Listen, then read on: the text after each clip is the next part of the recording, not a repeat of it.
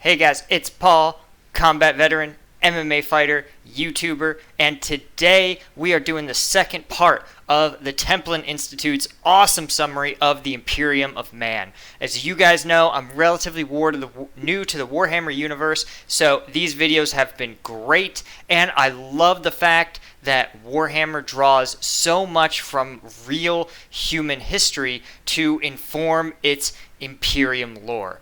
So, if you guys too wonder what exactly is going on inside that golden throne, hit that subscribe button. And of course, like the video for more Warhammer 40k content. Also, be sure to check out my second channel, Military History Gear Review. Link is in the description. And follow me on my brand new Instagram. Again, link is in the description right below it. Okay, now that we've gotten that out of the way, let's get right back into it. A galaxy of carnage, it is by the will and strength of humanity's armies, rather than its bureaucrats, that has allowed the Imperium to endure for so long, while other powers have withered and failed. Mankind has always excelled in warfare, and the Imperium commands a vast array of powerful forces, rivaled by nothing else in the universe. The backbone of Imperial strength is the Astra Militarum, also known as the Imperial Guard. Consisting of countless millions of trained men and women, often armed with nothing more than a lasgun, a bayonet, and their faith in the Emperor, Imperial Guardsmen can be found in nearly every garrison and battlefield. They are the first line of defense and the focal point of any crusade. While the Imperial Guard musters countless armies, certain worlds have won great acclaim across the Imperium for the quality of their soldiers and the heroics of their... Hey, there's the Death Corps of Krieg, right? The guys, these quasi-suicidal maniac clone army of Krieg who never take off their gas masks. This seems like a somewhat more I don't want to say accurate depiction, but in Soda's video, he clearly took a lot of the modeling from World War I, whereas the details here look like sort of like an updated, ornate Warhammer 40k-esque spin on it. Their regiments, their deeds and commanders entering the Imperial pantheon of legends. It is the superhuman Adeptus Astartes who have come to symbolize the might of the Imperium, however. Elite warriors gifted with immense strength, size, resilience, and intellect. So some of you guys have mentioned that the Astartes have just undergo an incredible selection and almost transmutation process. If you guys know of like a good video that I can watch that's going to help me get spun up on the Astartes, dude, let me know in the comments below. Again, it's sort of hard to sift through these lore videos to find the specific thing that you're looking for. These Space Marines have inherited the traditions of the Emperor himself, and are one of the few forces available to the Imperium that can rapidly respond to a developing threat. The Astartes are divided between roughly 1,000 chapters, each with their own storied history and proud traditions. Though few in number, a squad of Space Marines can turn the tide of battle, while an entire chapter can shift the balance of a war. In space, the Imperium calls upon... Okay, so I have another question. So there's 1,000+ chapters of Space Marines. I thought each chapter of Space Marines was under one of the Primarchs. But is that not true? Or is it like, are there like subgroups of Space Marines? Is it like all Ultramarines are like an umbrella and then there's sub-chapters? Again, let me know. I'm still learning a lot. Or if you have a really good video covering the lore and organization of the Space Marines, definitely let me know that one. On the great war fleets of the Imperial Navy. The starships it operates are legion, ranging from single-man fighters and bombers to ancient battleships capable of terrible displays of destructive power. In addition to its armadas, the Navy also operates colossal space stations, great ports, and distant anchorages, always at the ready to deliver the forces of humanity to the next grand battle zone. The enemies of the Imperium are simply too many and too varied for any single organization to effectively combat, and there exist a great many specialized orders and detachments used in only the most specific or dire circumstances. So here's something that's interesting, actually. As militaries grow, right, they have to become more specialized, or they have to have an increasing number of specialty units. Because at the end of the day, larger war operations require more and more and more to be effective. You know, a small 1,000-person army, you can find a battlefield solution, for example, to cross a river. But when you have a 1,000,000-person army, you can't rely on an expedited process. And so you have to have dedicated units just for these specific tasks. Believe it or not, the army actually has expeditionary bridging companies. Their only purpose, they're positioned within the engineer corps, and they exist only to operate and deploy bridges in battlefields where other bridges have been blown by the enemy, right? And you need to cross them quickly and effectively and be able to move not just personnel but heavy tanks and armor across it, right? It requires a specialized type of bridge, and the army has thought it was worthwhile to have a specialized type of unit do that bridging. And I believe we only have 3 of those companies, these 200-person companies, in the whole army. I think 1 is on active duty and 2 are in the reserves, usually staffed by like civil engineers. But they are an example, just one example of the myriad of specialty units that exist in the U.S. military, right? And so I can imagine that when you scale it up times 1,000,000 worlds, right, you have a lot of specialty units, an almost uncountable number of special purpose units that fulfill a narrow but essential battlefield task. Again, in a lot of ways, when you see folks like special operations, that's used to be, and now it's sort of evolved into its own thing, but that used to be what special operations were. They were highly specialized units able to do a very narrow subset of tasks. You know, they would do like psychological operations and influencing, right? That's a really specific specialty to have. Another good example is that the Army has a specialty for wargaming officers whose only job it is to set up and run very complex war games for usually to train like command staffs and high-level headquarters units, right? But again, it's obscure. There's not a ton of these folks, but it's essential enough because it's so important to the Army's training that it's worth it to invest in these highly specialized types of soldiers.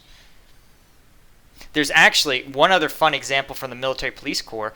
The Military Police has a specialty subset of soldiers that do exclusively canine handling. These are bomb and drug detection dogs. And while those soldiers get specialty training and are highly specialized, there's an extremely specialized class called SSD dogs. And they are capable of doing both explosive detection and drug detection. So in a lot of places, you know, the Secret Service really leans heavily on them. Obviously, troops in Afghanistan lean heavily on them. And they are so specialized that soldier gets certified with their dog, and that pair remain together for the duration of their career because it's seen as too risky to try to retrain the dog on a new owner. So instead, they just remain paired and move through duty stations. Obviously, when a soldier advances to the point where it's no longer like reasonable for them to only have the one dog, or the dog needs to retire, then circumstances change. But for years and years and years, these dogs and soldiers will go transfer around duty station together. Again, interesting example of highly specialized single-purpose units.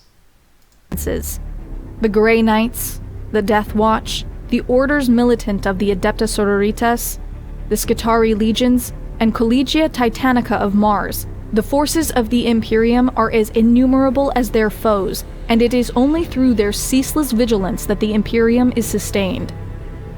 In spite of its unlimited military potential, during extreme circumstances when the price of retaking a world is simply too high, or the risk of spreading mutation, disease, or heresy too great, the highest authorities in the Imperium can order exterminatus. Through orbital bombardment, virus bombs, cyclonic torpedoes, or other instruments of extermination, a planet's biosphere is completely destroyed, along with all life on it. This terrible order is rarely given, and only as a last resort. If the Imperium has ever... Okay, so I want to talk about two things. First off, the underutilization of orbital bombardment in Warhammer 40k lore. Yes, it's clear that their ships can deliver, and maybe not very precisely, maybe that's a problem, but that they can do orbital bombardments. So it makes me wonder when you see things like a massed army of Tyranids, right? Perhaps you don't drop a nuclear weapon on them, but even the classic... it's a hypothesized weapon because it's currently illegal to weaponize space, but they call it the Rod from God, and it's literally a weapon, but it's just a giant, 12 or 20 foot long tungsten rod that sits on a satellite, and when you call for it, the satellite, all it does is, it performs all the calculations, and it just drops the rod, and then gravity does the work, accelerating it faster and faster until it becomes a meteor, just flying faster than the speed of sound at the Earth. And by the time this hits, it's like a flaming spear that's just going to slam into the Earth and cause a tremendous explosion, right? And the theory is that would be a really effective orbital weapon that could be deployed across the world, right? You could, if you had 2 or 3 satellites with these tungsten rod of God, you could destroy basically any formation anywhere on planet Earth. And it makes me wonder why this isn't more utilized in the Warhammer 40k universe when they fight masses of orcs, masses of Tyranids, right? It'd be an easy way to effectively punish these armies before they can charge, right? While they're still assembling. Again, if you guys know why in the lore this is not something that's done, is it because they don't have the AI and computer tech to do the calculations necessary to drop a rod onto even a ballpark sort of army? The other more important thing here is to talk about the real world examples of governments sustained by warfare. Now, a lot of governments throughout, especially in the 20th century, relied on this continuous warfare in order to preserve the state, right? And this is done so through a couple of ways. First off, if you're an autocrat or an authoritarian, we talked about how those, in my previous video, how a general becoming too powerful or too well-liked can be a liability, right? That they may seize power over the strongman. And another way to deal with this, right, is to never have your generals near your capital, right? This is the classic Caesar Augusta mistake, right, where Caesar, again, crossed that Rubicon and came to Rome in defiance of the Senate. And the Senate understood that you had this highly charismatic leader with a legion of soldiers at his command, so he needed to be somewhere safely far away. And in Caesar's case, that was Gaul, right? Another example might, though I haven't really verified this, might be the Turkish military, right? You notice that a couple years ago there was like a supposed military coup against the Erdogan, kind of the autocrat in Turkey, and you notice that after that there were large Turkish military deployments to the Syria border. And one explanation for that, I mean, obviously they were doing their operations against the PKK and preventing incursions from sort of preventing the Syrian civil war from spilling over, but I think that a large portion of that may have been to get their armed forces away from the vital capital cities to make it a little harder and give the centralized government more notice before a military type coup would occur. Now, the other type of reason that governments need war to sustain themselves is through the unity of purpose, right? The propaganda and political victories you can achieve when you have a common enemy. And the classic example of this is North Korea, right? Within the North Korean state, their policy, their belief is that America is a crushing, immediate threat that is only kept at bay by the iron will of the Korean people working together. Again, unbeknownst to them, that the U.S. and the entire rest of the world and South Korea would welcome North Korea with open arms into the international community, right? Would do nothing to harm them and would support the creation of a democratic state. But if that truth were to come out, then the North Koreans would have to ask themselves the next logical question, which is, for what has our government made us suffer so much? And so by preserving this image of the United States as a cruel, and its allies, as cruel imperialists, as liars and war criminals, and those who seek to destroy North Korea, then that enemy is the galvanizing force that keeps the people from rebelling, and is a boogeyman, for lack of a better term, to explain their suffering and hardship. Again, how long would planets be willing to tolerate huge conscription demands, right? A generation after generation of young soldiers getting drafted into the Astra Militarum if there weren't the fearsome threat of Tyranids and Orcs and other Xenos, right? So again, this is an example of how sometimes they call it the war machine, and indeed this machine starts running and in some ways cannot ever stop itself.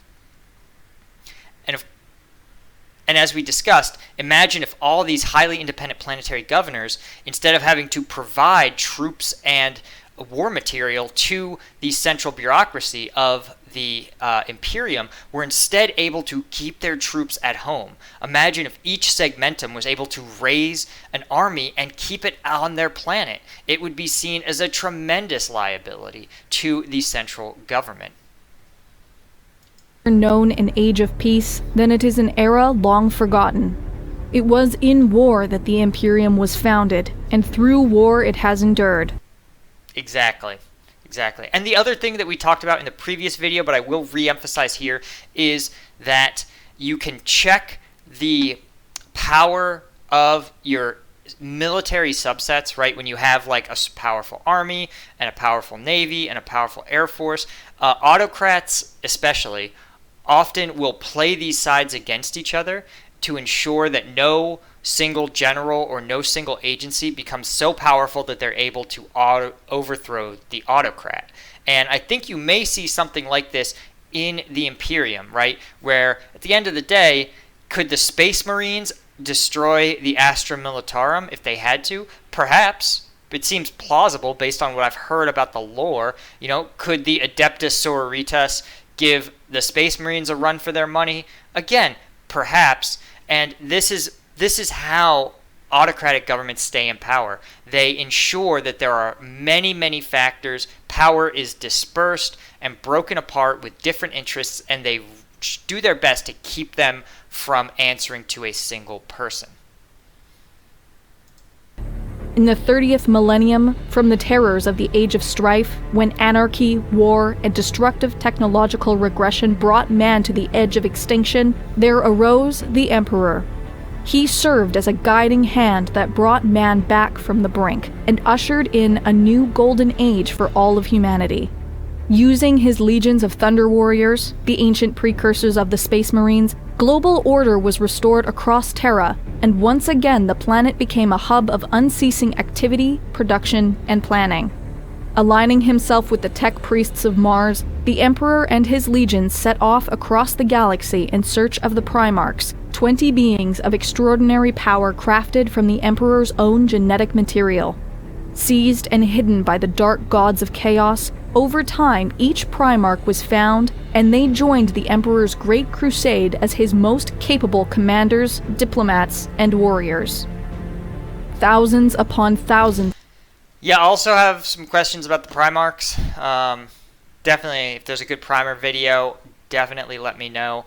But you see this kind of alludes to the succession crises that a lot of, again, legitimate autocratic governments run into, where the person in power has to groom their successor And it would be especially fraught to have 20 people with legitimate claims to the throne.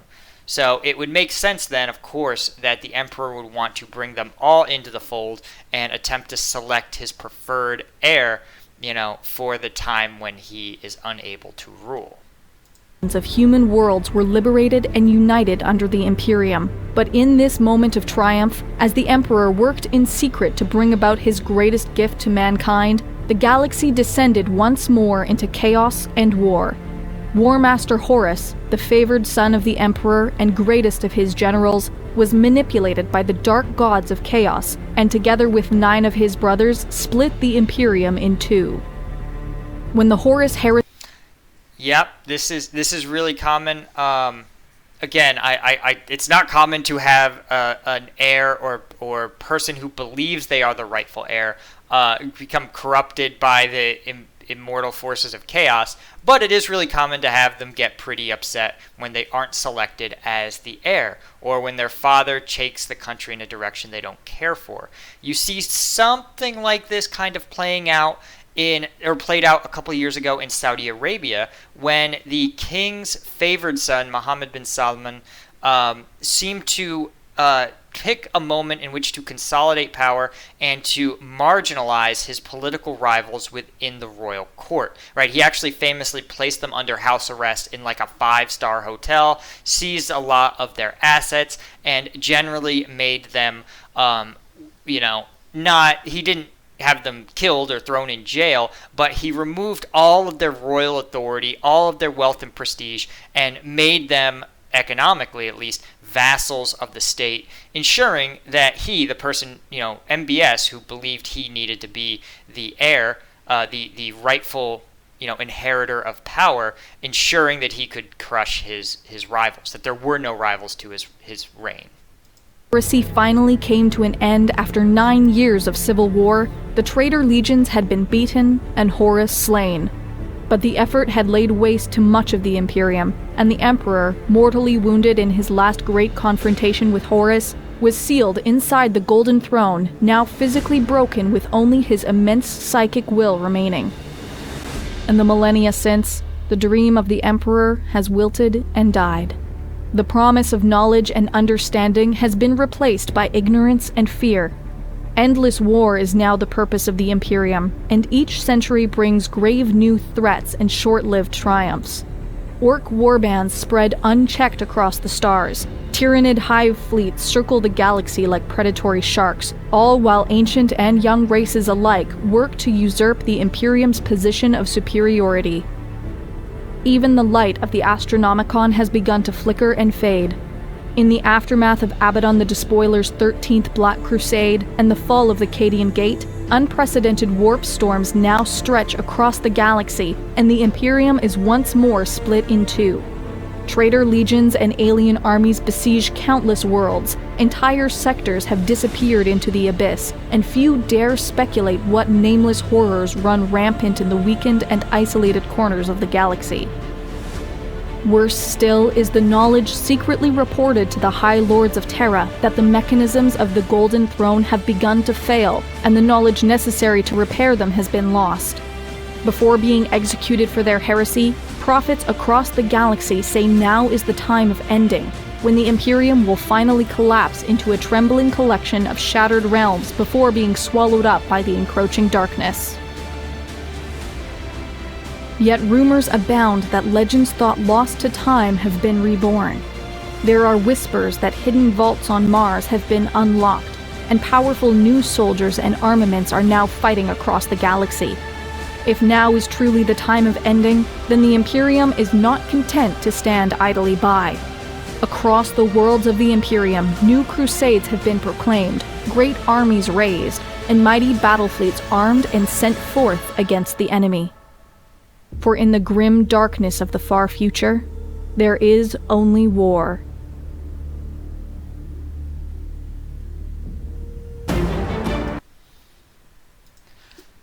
Okay, wow. Couple of final thoughts there. Again, it can feel one of the common themes throughout history when apocalyptic prophets rise up, when you see them start to flourish is during times of really considerable upheaval and transformation of social orders, right? And usually, again, we think of these apocalyptic prophets as foretelling the end of the world, the end of humanity, but often what they are symbolizing, or what they are a product of, is a system that is beginning to fail, right? And the classic one you think of is the book of Revelation being written around the time of Rome's collapse. I'm actually a little bit of a coin collector nerd, and I have a couple of old Roman coins that were buried in a trove in Europe, right, during a time of incredible instability in the empire, in the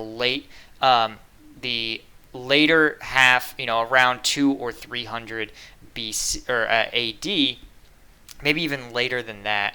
But it was a time when so many people were afraid, right? Emperors were being killed and usurped and replaced, and there were competing emperors, and it was just a time where many people recognized the dangers inherent to the instability of the Roman government. And that's also around the time that you see, many sects of Christianity take on a much more apocalyptic tone, right? Some of the later interpretations of Christianity, again, gain that sense of imminency, the imminent kingdom of heaven. But what that really foretold was that there would be a great reimagining of the political order of the world, right? The great empire, the unified empire of Rome, would be cleaved into, Western Rome would become a religious state, imperial state under Justinian, and the Eastern Roman Empire would break apart into the rule of Huns, Visigoths, and other, non-Roman peoples. And of course the mantle and title of Caesar would be sought to be claimed by everyone for hundreds of years going forward. But a lot of institutions that we think of also passed away, right? The Roman way of cultivating power and prestige, the Roman way of educating, the Roman way of even social order and organization. These things all passed away and were replaced by something that was better adapted, better positioned for the technology of the era. And so, again, when we talk, it sounds very familiar to hear, hey, this is a coming time of great upheaval, right? The old system is beginning to fail, but there is so much new reimaginings that can happen to the future. So again, that has a vibe that sounds very realistic, very believable to me. So yeah, overall, I gotta say, man, Games Workshop, for all the saltiness people have about them, they know how to world build. And this world feels rich, it feels real, it feels authentic, and I think that's why I'm just really taken with Warhammer, right? Because it all feels really organic and authentic. And I think that's why there's a lot of fans of Warhammer gravitate to it over other more fantastical sort of worlds and lore and universes. So again, that is all I had for you guys. Let me know what's the next lore video I should check out. I really enjoyed, I think the Templin Institute did some great stuff, but let me know what the next logical step is for me to check out, and I definitely will. And of course, until next time, I will see you guys later.